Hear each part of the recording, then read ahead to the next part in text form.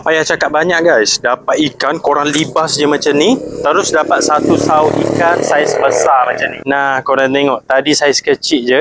Ni besar macam ni.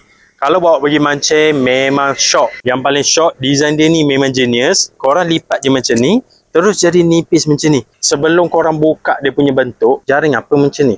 Betul ke dia ni? Tapi bila korang libas ni macam ni, terus orang akan wow dengan jaring korang. Korang akan diangkat terus menjadi pemancing yang pro guys. Design dia ni sebenarnya panjang tau. Korang boleh tarik macam ni sebab dia punya teleskopik 1.7 meter. Nak saut ikan jauh memang tak ada hal.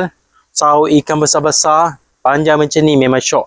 Tapi panjang macam ni kalau korang bawa pakai motor, bawa pakai basikal, susah guys.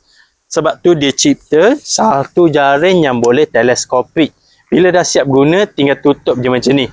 Korang tutup dia punya klip lagi kecil. Kalau korang mancing pakai basikal, mudah je selit je dekat bawah. Boleh terus mancing mana-mana. Tapi bila korang jumpa spot campaign, dapat ikan yang besar, korang zap terus macam ni. Ini baru shock. Dulu masa zaman saya mancing, kita orang kena pakai sauk, pakai jaring kipas guys. Kena DIY. Tapi sekarang zaman dah mudah. Korang beruntung sangat. Dah ada orang cipta jaring yang design macam ni. Design yang sangat genius. Tutup kecil macam ni. Jaring ni korang kena grab sekarang guys. Yang cipta jaring ni memang genius.